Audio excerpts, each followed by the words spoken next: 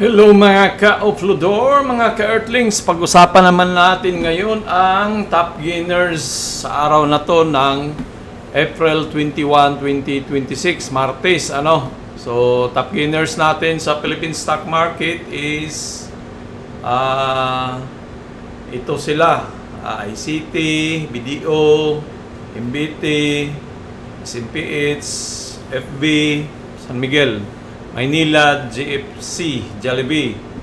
So, financial, down, industrial, property, holdings, mining, services. So, halos lahat ng sektor, umangat, So, ang advance naman, ito yan sila.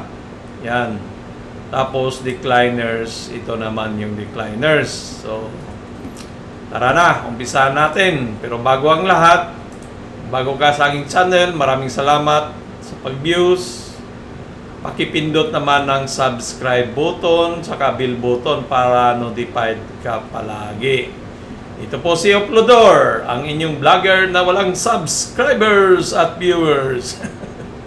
So, kung sa US ka naman nagtitrade, meron tayong mga dudol gusto US market naman tayo. Meron tayong mga videos diyan, meron tayong target price na tinatamaan naman siya, no? So, umpisa tayo sa ating review sa mga stock. Nangunguna si 7-Eleven. Napakalakas ng ni 7-Eleven, oh. So, ano bang balita ni 7-Eleven? Walang balita dito. April 10 pa yung huling balita. So, si 7-Eleven, gaya nung huling vlog natin dito, aangat siya, may pag-asang aangat si 7-Eleven. So, at kasi nagpo-form siya ng cup. Cup yung pinoporma niya. So, kung titingnan mo dito, napakalaking kandila, kaso lang kukunti lang yung volume, 400 lang. So, ito si kailangan niya i-break yung 35, para makaabot siya dito sa taas. So, yung 35 na to, yan. Yung 35 na linya na yan, burahin natin para makita nyo saan yung 35. Yan siya yung 35, yan. Kailangan niyang i-break yan, yung consolidation niya sa taas. Ito, yan, may resistant yan Tapos, so pagdating naman dito sa taas, ito yung i-break naman niya, yung 38, So, long term, dito lang talaga sa Philippine stock market ay medyo mawalan ka ng gana dahil mabagal yung takbo. So, kailangan dito sa mga OFW o sino mang nag-invest, manonood ngayon, na yung pira na ilan mo dito, yung hindi mo ganong kailangan kaagad.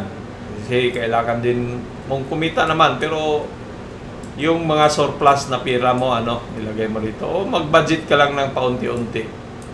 So, dahil nga mag-form siya ng cap, so ang target price natin kung mabuo yung cap na yan, ay tutubo ka ng 50% na hindi masama, di ba? Target price ni Metro kay 7-Eleven is 60. Kay Video wala tayong nakuha. At saka kay Cole, sa TradingView, tingnan natin kung meron siya. So, 88 kay TradingView, di ba? Saan ka pa niyan kung basta ito lang yung sundan mo. Kung walang, kasi kung dito ka bibili, nasa ilalim ka pa Yun ang nakaganda dito nasa ilalim tayo bibili. So, pag umangat yan diyan, talagang kikita ka, which is 50% ika nga sa kapital mo. So, kung may 10,000 ka na binili kay 7-Eleven, magtutubo siya ng 5,000, maging 15,000 ang presyo. Ang pira mo pala. So, saan ka pa? Iba. So, next is Jollibee. Si Jollibee ay mamimigay naman siya ng dividends ngayong May 4 ang X niya. So, 21 May 26 mo matanggap ang 1.33. Ito yung nakaganda. Kung bumili ka dito kay Jollibee, nasa ilalim pa siya, So, napakasarap bumili kasi nasa ilalim. Kasi may channel siyang binubuo Although, sa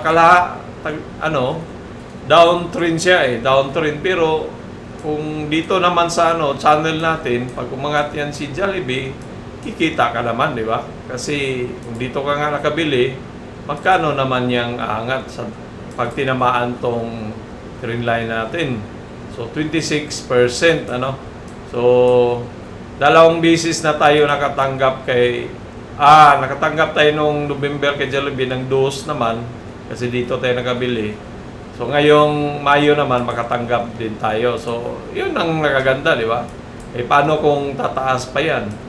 So meron tayong, ang target price naman nito is nasa 285. Medyo kailangan talagang magbago ang trend ni Jollibee. So kasi dito sa 278 yung highs pinaka-highs niya. So target ng mga broker natin nasa 280 to 300. So kung tatama yan, ma-hit yung na yan, tumubo ng 70% ang pera mo. Yun lang, pasensyahan lang talaga at pahabaan ng paghihintay dito sa Philippine stock market, di ba? So parang nag-ipon ka lang din naman nag-iipon ka nga sa bangko, hindi naman kumikita. So panoorin mo tong meron tayong ginawang videos dito yan kahapon, savings o bank stock. So yan, savings din yan so yan si Jollibee. Next, si BDO. Kahapon hindi natin napasama to si BDO kasi down. So pero ngayon up siya pero down pa rin yung niya, nag-up lang siya ng 1.26 sa So nasa ilalim pa rin si BDO. So ang natin dito, nasa trend line. Dito tayo bumili kay BDO. Kala natin ay kaso nga may nagkaroon ng kaguluhan kaya bumagsak. Pero may natanggap tayong dividends 1.1 kada share. Saan ka pa, di ba? So kung may hawak ka na 1,000 share, kikita ka ng 1,000 pesos din. Sinong magbibigay sa iyo ng 1,000? Hirap nga mangutang Lalo na pagbayad, mahirap. So, yan. Kung dito ka nakabili at babalik si BDO sa ating trend line na yan siya, is aangat siya ng 16%. So, magulo lang yung natin, chart, kasi maraming drawing. Ganun talaga. Kailangan natin mag-drawing para makita natin kung saan talaga ang presyo. Target price naman is 180. So, kung patyagaan ang maghintay, dito ka nakabili, 180 is aangat ng 50% ang pira mo. Diba? Saan ka pa? Hindi mo makuha yan kung pira mo kay BDO, nakasave lang dito, yung 10,000 mo, inipon lang kay BDO, sa buong taon hindi kikita ng 10%. 10% pa? Magkano ba kikitain kung mahit ang target is 50% pa lang. So, hindi kikita ng 5,000 yon yung pira mo. Baka 100 lang kikitain nun, 100 pesos. So, imbis na mag-ipon ka, hatiin mo siya, di ba? So, bilhin mo si BDO. So, next is SM naman. Si SM, nasa ilalim pa rin siya. Ang natin kay SM, na mag-form siya ng cap, ganyan, kaso nahulog dahil nga sa pangyayari so ang mga tao kumunti yung bili-bili, ilipat na lang natin yung bottom natin diyan sa cap, diyan siya. So ito ilipat naman natin to dito, ganyan. So ganyan yung gagawin niya na mag-form ng pa rin yan, mag-form pa rin yan ng cap. So si SM, para umangat talaga siya, kailangan niyang i-break tong na yan, yung 646, 650 at mag-hold dito sa 595. So dapat pag umanon siya, lang. So dapat si SM, pag umangat diyan, kailangan i-break to para diretso siya doon sa taas. Kung pwede din yan pagdating dito, pwede din siyang mag-pull back kasi resistant nga diyan Pwede din mag-pull back yan, ganyan. Mag-consume muna siya dito, bago siya hataw. So, pakiramdaman mo, pero kung pumasok ka dito kay SM, medyo mahal lang, wala lang, paunti-unti lang siya namimigay ng dividends. Ngayong May, mamigay siya ng 13 pesos. Kasi 25 tong huli niyang bigay. Isang bisis lang siya namimigay. So, ito mamigay siya ngayong May, 13 pesos. Malaki naman, ano? So, maaring aangat to dahil malapit na ang May, ang X, maraming bibili. Kasi nasa ilalim pa eh. 15 ang ano. So, nasa ilalim pa siya. So, yung mga foreigners na investor, bibili nito habang mura pa. So, maaari aangat yan. Tapos, pag X naman, magbintahan na yan. Kasi, dito sila, pag umangat yan dito, kumita na yan sila ng 10% siguro, ganon. So, 21% nga. So, yan lang, si SM, ano. So, nahawakan natin si SM dito yata tayo bumili sa taas eh. Puro taas na ibili eh.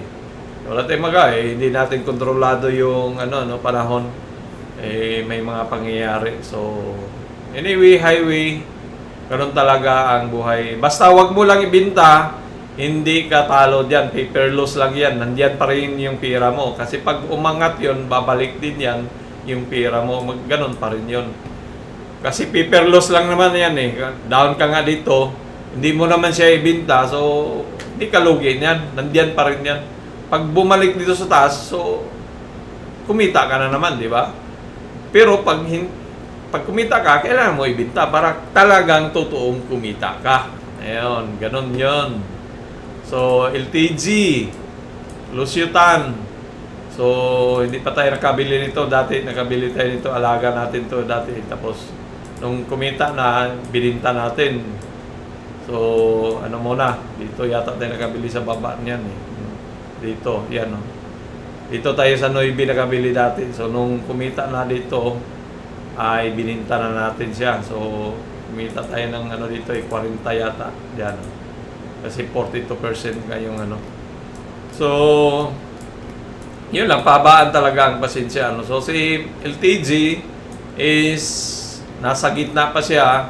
So, nagbabalak na siyang i-break tong 15 pesos, So, pag na-break niya yan, pwede siyang umangat dito sa taas, sa trend line niya. So, at pagdating dito, pwede ding bumaba, pwede ding umangat yan si LTG. So, depende yan kung gaano kalakas, So, ang target price naman natin is 15. So, nahit na yung 15 target price ni BDO. So, target price naman ni TradingView, walang target price si TradingView. So, i-update natin to kasi nahit na yung target. 15 eh. So, that is Lusyutan Group. Next, Manila Water. So, si Manila Water, nasa trend line siya, ganyan, up and down. So, ang natin nung last na vlog, baka mag-resist dito sa taas, pero hindi siya nag-resist, nag-breakout siya, kaso nag-pulse breakout, bumaba ulit. So, murahin natin to. So, ang nangyari, ginawa ni Manila Water, nag-breakout dito siya sa trend line natin, kaso lang, nag-pulse breakout, bumalik. Nag-resist dito, at maaring kailangan i-break yan naman, o itong trend line na to, yan. So, pag na-break yan, maaring ng ahataw na yan si Manila Water. So, baka magkaroon ba ng all-time high ito? Yan ba yung pinakataas niya? Ito yata yung pinakamataas eh. So, gumawa na siya ng all-time high kasi agagawa. Gumawa na nga. 43, nasaan ba siya ngayon? So, dito yung all-time high eh. So, nandito na siya. So, bullish candle naman siya. So, maaari talagang angat yan si Manila Water, So, target price ni Manila Water sa ating mga broker is 48. So, malapit na niya itong blow mahit. So, kung makabili ka nito, makahabol ka pa rin ng 10%, Pero mas maganda, pakiramdaman mo muna to kasi pwede nyo namang gumawa. Pwede ding bumaba yan si Manila Water eh, kasi pwedeng gumanon eh. Kasi nandito nga siya sa nasa top na siya ng resistant ng trend line natin. So, pwedeng mag-resist talaga yan dito. tapos balik ulit, ano. Katulad ng ginawa niya dito. Pagdating dito, bumaba ilang misis yan ginawa niya eh. Pero although, upward trend ang direction niya, yun ang nakaganda, di ba? Kahit na up and down sa channel, pero paangat pa rin siya. So, maganda dito, pag hintayin mo dito siya sa baba, saka bibili, kasi pag dito ka sa baba, kikita ka ng 13%, di ba?